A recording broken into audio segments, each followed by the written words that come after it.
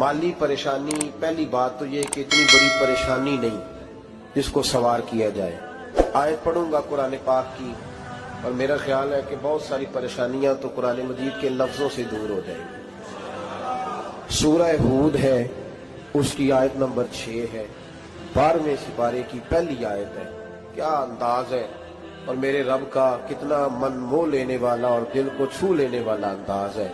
रब करीम ने फरमाया वमा मिन दाब्बतिन फिल अर्द, फरमाया नहीं जमीन पर कोई भी ऐसा चलने वाला, जमीन पर कोई ऐसा नहीं जो चलता हो, इल्ला अलल्लाहि रिज़्कुहा, जिसका रिस्क अल्लाह ने अपने जिम्मे न लिया हो। जमीन पे कोई चलने वाला ऐसा नहीं जिसके रिस्क की जिम्मेदारी रब करीम की ना हो। ये जिम्मेदारी रिस्क किसकी है? बोल के बताएं, बोल के किसकी जिम्मेदारी है जी? अल्लाह। देखिए गौर फरमाएं, यहाँ मुफस्सिरीन ने एक बात लिखी है इस आयत के तहत कि फरमाया जो जमीन पे चलने वाला है उसका रिस्क अल्लाह के जिम्मे है। फरमाते हैं कि ये अल्लाह ने हमारी अकल के मुताबिक हमसे बात की, वरना आसमानों में जितनी मखलूक है रिस्क उसका भी अल्लाह के जिम्मे ही है। यहाँ जो फिल अर्द के लफ्ज है जमीन पे, वो हमें समझाने के लिए कि तुमने तो सिर्फ ये दुनिया देखी है ना, तो जिसको तुमने देखा है वो सब खाते अल्लाह का दिया हुआ ही है। तो जो हमने देखा था रब करीम ने उसके मुताबिक हमें समझा दिया। फरमाया कुछ तो तुमने देखे ही नहीं, चलो उनकी तुमसे बात नहीं करते, पर जो तुमने देखे हैं उन सब का रिस्क किसके जिम्मे है? अल्लाह के। मेरे रसूल करीम सैयद आलम सल्लल्लाहु ताला अलैहि वसल्लम कुरान मजीद की जब तर्जुमानी करते, वजाहत करते, तो महबूब पाक सल्लल्लाहु अलैहि वसल्लम भी कोई इश्काल रहने नहीं देते थे, कोई इश्काल नहीं रहने देते थे। मेरे महबूब करीम अलैहिस्सलातु सलाम ने फरमाया अल्लाह पे भरोसा रख के सवेरे निकल जाना रिस्क की तलाश में। किस पे भरोसा रखना है? निकलना तुम्हारे जिम्मे है। ये ना कहना कि घर बैठूंगा तो यही आएगा, निकलना तुम्हारी जिम्मेदारी है। जितनी जिम्मेदारी है वो पूरी करना। अल्लाह पे भरोसा करके निकल जाना तुम्हारी जिम्मेदारी है। रब का जिम्मा है तुम्हें रिस्क देना, वो जरूर तुम्हें रिस्क पहुंचाएगा। या रसूल अल्लाह सल्लल्लाहु अलैहि वसल्लम किस तरह पहुंचेगा? तो जरा हुजूर के लफ्जों का हुस्न भी देखिए।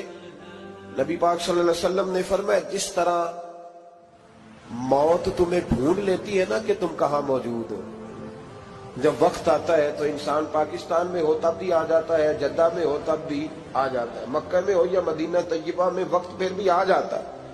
फरमाया जिस तरह मौत तुम जहां भी हो तुम तक पहुंच जाती है ना, इस तरह तुम्हारा रिस्क भी तुम जहां मौजूद होते हो अल्लाह वहां पहुंचा देता है, पहुंचा देता है। तो या रसूल अल्लाह सल्लल्लाहु अलैहि वसल्लम किस अंदाज में? तो फरमाया निकल जाना तुम्हारी जिम्मेदारी है। फरमाया सवेरे परिंदे भी निकल जाते हैं और शाम को जब लौटते हैं तो अल्लाह उन्हें पेट भर के रोजी अता फरमाता है। हालांकि उनको नहीं पता होता हमारा कारखाना कहाँ है, हमने कहाँ जाके मजदूरी करनी है। उनको नहीं पता होता कि हमारा दफ्तर कहाँ है, हमने किस ऑफिस में बैठना है। उनको नहीं पता होता कि हमने कहाँ जाके माल खरीदना है और कहाँ से हमने फिर उसको दोबारा बेचना है। उन्हें खबर नहीं होती, अल्लाह पे भरोसा करके निकल जाते हैं। निकलना तो तेरे जिम्मे है कि नहीं? फरमाया वो तू ड्यूटी कर, शाम को अल्लाह जो रब परिंदों को रोजी देता है वो तुझे भी अता फरमाएगा। मैं कहता हूं सोच कितनी कमजोर है उस आदमी की जो कहता है कैसे मिलेगा। कितनी कमजोर सोच है। जो रब बैल को रोजी देता है, बकरी को रोजी देता है, इस जमीन इस धरती पे अगर बसने वाला ऊंट भूखा नहीं सोता, चले ये तो पालतू जानवर होते हैं, इस धरती पर बसने वाली अगर बिल्ली और कुत्ता रोटी खा के सोते हैं तो तू तो अशरफुल मखलूकात है। तूने अपने ज़हन में क्या टेंशन पाल लिया है कि नहीं आएगा तो मर जाऊंगा, क्या बनेगा, किस तरह होगा? तू क्यों इतना परेशान हो गया? भाई माली परेशानी सबसे ज्यादा उस बंदे ने ओढ़ ली है जिसकी तवक्कुल की बात कमजोर हो गई है। तू सीधी तवज्जो अपने रब करीम की जानिब रख, सीधी तवज्जो अल्लाह की जानिब कर। रब फरमाते हैं जिम्मा तेरा नहीं, जिम्मा मेरा। देखिए ना तनख्वाह एक आती है घर में, जब एक बच्चा होता है तो तब भी काम चलता है, जब अल्लाह 2 बच्चे दे दे फिर भी उस तनख्वाह से काम चलता है, जब 3 हो जाए फिर भी चलता है, जब 4 हो जाए। नहीं आप ना भी बोले तो बात तो सही है, बहरहाल काम फिर भी چلے اسی تنخواہ میں سے جب بندہ بڑے بیٹے کی شادی کر کے بہو بیاہ کے لے آئے تو پھر بھی کام چلتا ہے، اور جب اس بیٹے کو اللہ بچے عطا کر دے تو اسی گھر میں، اسی آنگن میں، اسی چھت کے نیچے کام چلتا ہے۔ تو پھر تو مان جانا کہ چلانے والا تو نہیں، چلانے والا کوئی اور ہے۔ پھر تو مان جا کے چلانے والا کوئی تو اس وقت جب تنخواہ تیری لگی تھی تو کہتا تھا ابا ابھی میری شادی نہ کر، میں بیوی کو کیسے کھلاؤں گا؟ تو وہی شخص ہے جس کی چھت کے نیچے پھر 1.5 درجن پوتے بھی پل رہے اور گزارا ان کا بھی ہو رہا ہے۔ تو رزق کا ذمہ کس کا ہے؟ اللہ کا ذمہ۔ اب ہمیں پتہ ہے پہلی بات تو پریشانی اس لیے اتار دینی چاہیے کہ ذمہ ہمارا ہے ہی نہیں۔ اب دوسری بات یہ کہ ذمہ داری کس کی ہے؟ اللہ حکیم بھی ہے اور علیم بھی ہے، حکیم بھی ہے اور جانتا بھی ہے اور اسے پتا بھی ہے کہ دینا کس طرح ہے۔ اب ہم پتہ کیا کہتے ہیں؟ کہتے ہیں وہ جو بندہ پجاروں میں بیٹھا ہے وہاں اسے نہیں بیٹھنا چاہیے، اور میرا حق تھا۔ تجھے زیادہ پتا ہے کہ اللہ کو؟ بول کے بتانا کس کو پتا زیادہ ہے؟ کیوں جی؟ تو آپ اصل ٹینشن پتہ کب لگتی ہے؟ جب بندے کہتے ہیں نہیں وہ پجاروں میری تھی، میرا حق تھا۔ وہ جب گزرتی ہے نا پاس سے مہران کے تو مہران والا ٹینشن بڑی لیتا ہے، حالانکہ اللہ کو زیادہ پتا ہے کہ وہ حق۔ ایک بات اپنے ذہن میں یاد رکھ لیں، رٹ لیں کہ جو میرے لیے بہتر تھا میرے رب نے مجھے دے دیا، اور بات ختم ہو گئی۔ بس وصل اچھا ہے نا فراق اچھا ہے، یار جس حال میں رکھے وہی حال اچھا ہے۔ بس جو میرے حق میں بہتر تھا میرے رب نے مجھے، مسئلہ یہ ہے کہ تو اس پہ راضی ہونے کو تیار نہیں۔ حضرت علی کرم اللہ تعالیٰ وجہ الکریم نے میرے نبی پاک کی ایک حدیث بیان کی ہے، اور جناب علی جب یہ حدیث بیان کیا کرتے تھے تو حضرت مجاہد فرماتے ہیں یوں لگتا تھا کہ جیسے حضرت علی ہمیں ہر پریشانی سے نکال رہے ہیں۔ مولا علی شیر خدا رضی اللہ تعالیٰ عنہ فرماتے ہیں کہ مجھے میرے نبی پاک صلی اللہ علیہ وسلم نے ایک طریقہ دیا تھا ٹینشن فری ہونے کا، اور فرماتے ہیں مجھے تو بڑا راس آیا ہے، تم بھی اگر کر لو گے تو تمہیں بھی فائدہ دے گا۔ کہا وہ کیا؟ حضرت علی کہنے لگے محبوب علیہ السلام نے فرمایا تھا لوگوں تم اللہ کے دیے ہوئے تھوڑے رزق پہ راضی ہو جاؤ، وہ تمہاری تھوڑی عبادت سے تم سے راضی ہو جایا کرو گا۔ بس تم 2 نفل بھی پڑھو گے تو اللہ راضی ہو جائے گا، تم 1 رکوع بھی سویرے اٹھ کے پڑھو گے تو وہ راضی ہو جائے گا، وہ تمہارے 313 درود شریف سے راضی ہو جائے گا، تم اس کے دیے ہوئے تھوڑے رزق سے راضی ہو جاؤ۔ ٹینشن اس لیے ہوتی ہے کہ ہم راضی نہیں جو اس نے ہمیں دیا ہے۔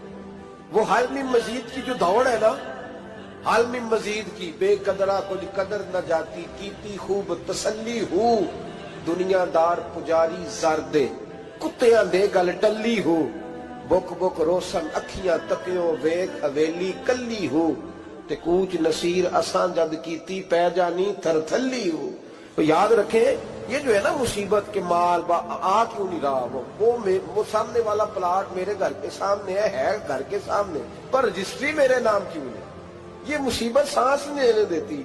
موٹر سائیکل کھڑی کرتا ہے نا جب آ کے دکان سے روٹی کھانے آتا ہے، دفتر سے گھر آتا ہے، کاروبار سے آتا ہے، تو جہاں موٹر سائیکل کھڑی کرتا ہے وہ ٹینشن بڑی ہے کہ کبھی میری ہو جائے نا یہ والی جگہ، تو میں یہاں بھی بورڈ لگاؤں اپنے نام۔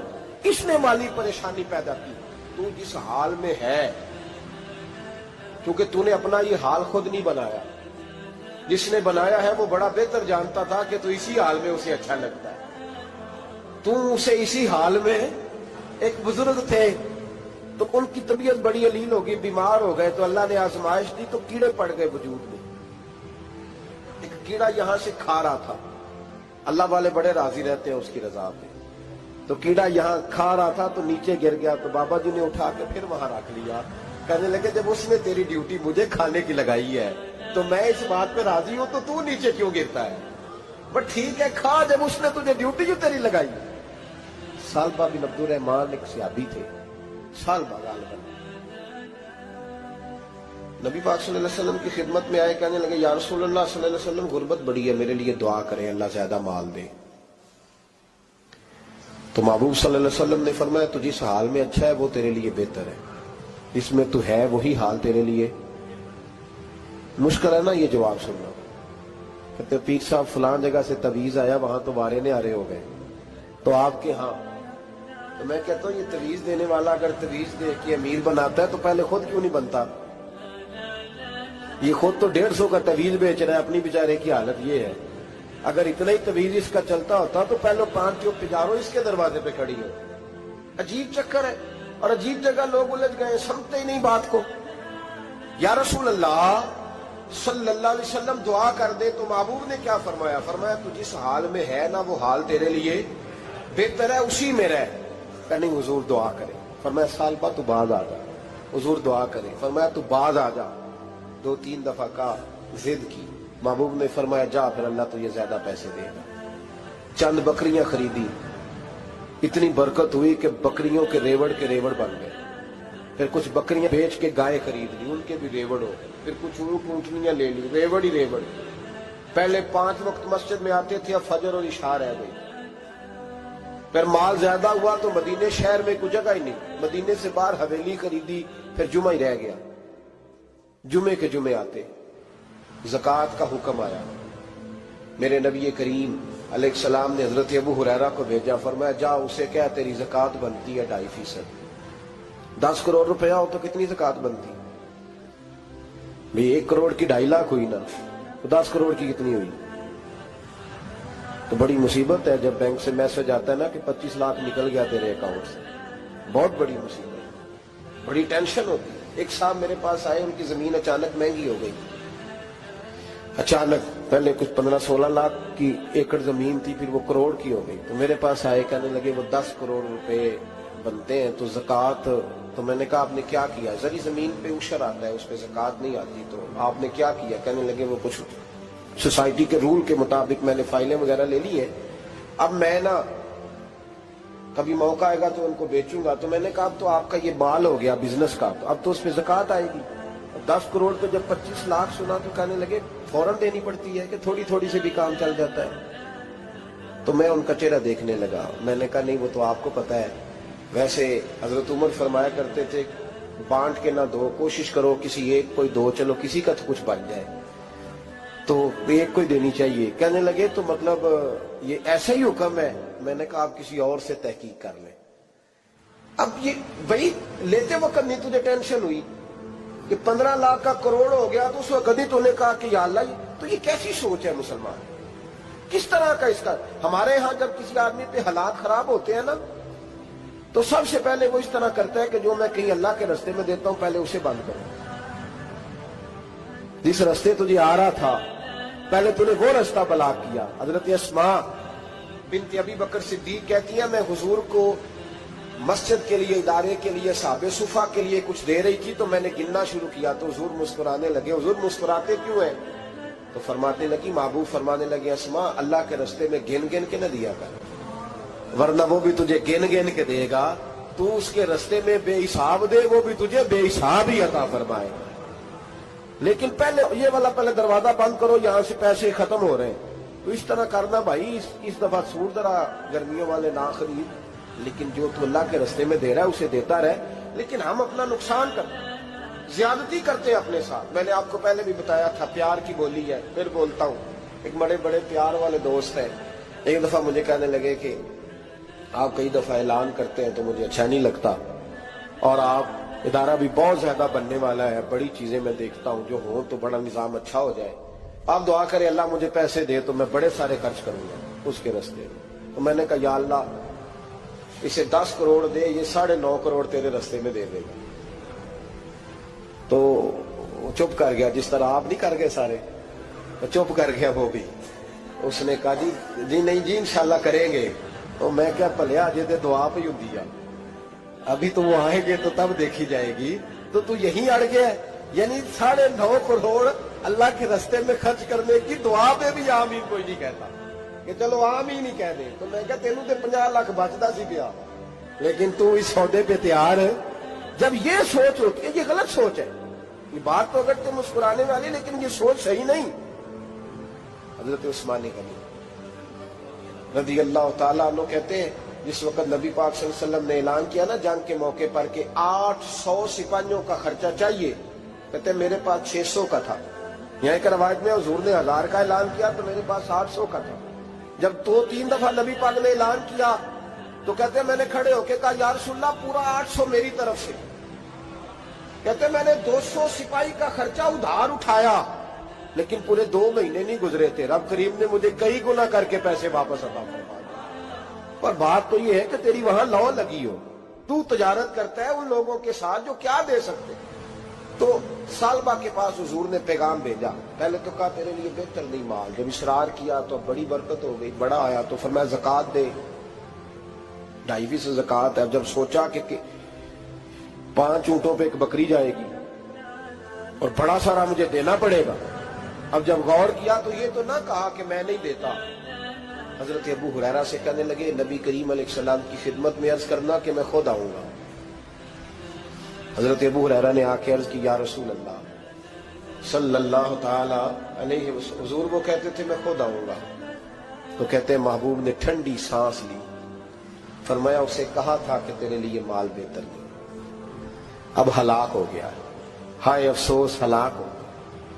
ان کو بھی تھوڑی دیر کے بعد احساس ہوا کہ یہ میں نے کیا کیا، نبی پاک کوئی کہہ دیا نہیں ہے، حضور کو کہہ دیا بعد میں آؤں گا۔ اب دوڑے آئے، عرض کی حضور میں سارا کچھ لے کے آئے ہوں، قبول کر لیں۔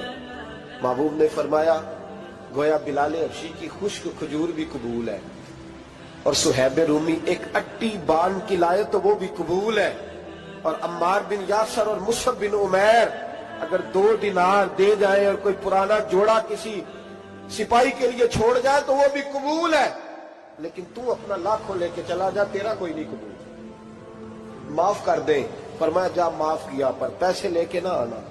اگلے سال پھر آئے، بندے ہوئے ہاتھ ہیں، محبوبہ میں دولت کا کیا کروں گا، آگ لگانی ہے، قبول کر لیں۔ فرمایا تو لے جا، تیرا نہیں قبول، گرا جو ان کی نگاہ سے وہ سنبھل نہیں سکتا۔ حضور نے وصال ظاہری کیا تو جناب صدیق اکبر کے پاس آئے، لاکھوں کا مال، ابو بکر قبول کر لو، تو جناب صدیق اکبر کہنے لگے اس کا کر لو جس کا نبی نے نہیں کیا، چل جا کوئی نہیں چاہیے۔ حضرت عمر کے زمانے میں قحط پڑ گیا، بارشیں نہیں ہوتی، غلہ نہیں ملتا، حالات خراب ہے، مالی طور پہ بحران آ گیا، غربتیں، مجبوریاں، تکلیفیں، آ کے روئے، عمر میرا قبول کر لو، مجھے معافی تو مل گئی تھی نا۔ فرمایا معافی اپنی جگہ پہ، پر جس کا مصطفیٰ نے قبول نہیں کیا۔ بہت سارے لوگوں کو پتہ ہی نہیں کہ ان کا قبول ہی نہیں ہوا، اور وہ الجھے ہوئے، انہیں خبر ہی نہیں کہ اصل بات کیا ہے۔ فرمایا جس کا مصطفیٰ کریم نے قبول نہیں کیا، اب ہیرے اور جواہرات بھی لے کے آئے تو بھوکے مریں گے، پر اس کا قبول، اس بات پہ راضی رہو، اس حال میں اللہ نے رکھا ہوا، اس حال میں راضی رہو۔ جو مصیبت ہے نا دیکھنی کہ وہ بھی میرے پاس، تمہیں کیا پتا، کبھی پوچھ تو صحیح اس سے وہ کس مصیبت کا شکار ہے، جو مالی طور پہ بڑا امیر ہے، تو اس کی طرف دیکھ کے اپنا دل برا کرتا ہے۔ بس جس حال میں رب نے رکھا ہے اس حال میں رہ۔ حضرت عثمان غنی کے زمانے میں تو وہ وصال کر گئے، لیکن بھائی تو جس حال میں تیرا رب تجھے رکھتا ہے اس حال میں رہ، تیری مالی پریشانیاں ختم ہو جائیں۔ میں نے پہلے بھی شاید آپ کو ایک دفعہ کہا تھا، میں تعلیم سے فارغ ہوا تو میرے ایک استاد اور میرے کچھ دوست کہنے لگے افریقہ آ جائیں آپ، بھائی بہت بڑا ادارہ ہے، اس کو چلائیں، اس کو سنبھالیں۔ تو میری والدہ سے میں نے کہا، اس طبیعت ہوتی ہے نا انسان کی، میرا بھی دل لگ گیا۔ میری اماں پڑھی نہیں تھی لیکن اللہ نے دانائی بڑی عطا فرمائی، حکمت بڑی تھی، سیانی بڑی تھی۔ تو میں نے کہا اماں جی تو مجھے ساؤتھ افریقہ کی دعوت ہو رہی ہے تو آپ کیا کہتی ہیں؟ تو اٹھ کے میرے پاس آ گئی اور مجھے انہوں نے اپنے بازوؤں میں لے لیا، پھر میرا ماتھا چوما، کہنے لگی پتر میں تے وال بھی نہ پوٹ پہ دیوا کسی، ہم نے دولت کا کیا کرنا، تو اللہ کا نام لے کے کہیں بیٹھ جا، رب کریم رون کے لگا دے گا، خیر ہو جائے۔ تو میرے بھائی یاد رکھیں ان چیزوں سے تھوڑا سا دیکھیں نا، قناعت کریں، جو اللہ نے دیا اس پہ راضی ہو جائے، اللہ بڑا مہربان ہے، وہ آسانیاں کر دیا کرتا ہے۔ تو یاد رکھیں میرے رسول کریم علیہ السلام نے ایک تو ہمیں درس یہ دیا ہے کہ تو سمجھ جا، قرآن نے ہمیں بتایا ہے کہ روزی تیری ذمہ داری نہیں، روزی کس کی ذمہ داری ہے؟ اللہ کی۔ اور دوسری بات یہ کہ جو اللہ نے تمہیں دیا ہے اس پہ تو راضی ہو جا، تیری مالی پریشانیاں ختم ہو جائیں۔ اور پھر حضور صلی اللہ علیہ وسلم نے فرمایا مذہبی طور پر جب دیکھو تو آگے دیکھو، اور دنیاوی طور پر جب دیکھو تو پیچھے دیکھو، پریشانی ختم ہوگی۔ مذہبی طور پر جب دیکھو، جو 5 نمازیں پڑھتا ہے وہ تہجد پڑھنے والے کو دیکھے، اور جو تہجد پڑھتا ہے وہ اشراق چاشت پڑھنے والے کو دیکھے، اور جو بندہ اشراق اور چاشت پڑھتا ہے پھر اس کو دیکھے جو سارا دن مصطفیٰ پہ درود پڑھتا ہے۔ ऊपर ऊपर देखे कि मैंने और नेक होना है और नेक, और जब माली मामला है तो फिर नीचे देख। अगर तू बैठा ना पजारों पे तो फिर टूटी वाले पे नजर कर, उसका क्या हाल है। और अगर तू वहां बैठा है तो देख, मेहरान वाला भी तो गाड़ी चला ही रहा है। और अगर तू वहां है तो मोटरसाइकिल वाला देख, और तू वहां है तो फिर साइकिल वाले पे नजर, और अगर तू साइकिल वाला है तो पैदल वाले को देख, अगर तू किराए के मकान में रहता है तो फिर झोंपड़ी वाले को देख, और अगर तू झोंपड़ी में रहता है तो फिर भी परेशान ना होना। कुछ ऐसे भी हैं जिन्हें झोंपड़ी भी नसीब नहीं, जो सड़क पर लेटे हुए। और अगर तू तंदुरुस्त है ना तो कभी जाके अस्पताल में देख हाल क्या है, लोग किस हाल में। तो हम शुक्र नहीं अदा करते, उसका नुकसान क्या होता है, नेमतें चली जाती हैं। अल्लाह फरमाते लाइन शकर तुम लाज़ीदन्नकुम, तो शुक्र अदा कर, मैं नेमतों में इजाफा कर दूंगा। तो भाई माली परेशानी का तीसरा सबब यह है कि हम देखते हैं माली तौर पर ऊपर, तो फिर हमें तबीयत बिगड़ती है। और फिर माली परेशानियों के कुछ और असबाब भी हैं। इमाम शाफी फरमाते हैं जिन घरों में लोग फजर की नमाज के वक्त सोए होते हैं उन घरों में रिज्क नहीं आता। आप फरमाते हैं फजर का वक्त अल्लाह के देने का वक्त है, उस वक्त अल्लाह बांटता है। हुजूर सल्लल्लाहु अलैहि वसल्लम का फरमान है ना हदीस में कि तहज्जुद के वक्त अल्लाह पहले आसमान पे नुज़ूल जलाल फरमाता है जो उसकी शान के लायक है तहज्जुद के वक्त, और वो कहता है मांगो मैं तुम्हें अता करूंगा। लेने की बारी आए तो बंदा समेट समाट के अंदर घुस जाए। हमारे यहाँ ये होता है कि इशा के बाद बच्चे बैठते हैं मोबाइल लेके, तहज्जुद का वक्त आता है तो उनकी आंखें बंद होनी शुरू होती। तो लेने के वक्त तो तू सोया था, तेरा मसला कैसे हल होगा भाई। जब कोई आदमी खैरात बांट रहा हो तो जो प्याला पीछे कर ले उसे मिलेगा। कहते उस वक्त आना जब मैं बांट रहा था, अब तो किधर आ गया है। मिसाल दे रहा हूं, तो फजर का वक्त मांगने का है, तो सारी रात तो गुजर गई गेमें खेलते, टीवी देखते, और जो लेने का वक्त था तू सो गया, तो कैसे आएगा तेरे पास। तो उठे सवेरे, बंदों से मांग के देख लिया, बड़ी इज्जतें खराब हुई। फजर का वक्त उठ के झोली फैलाए। मेरे रसूल पाक अलैहि सलाम फरमाते, रब फरमाते जब बंदे मेरे आगे झोली फैलाते मुझे शर्म आती।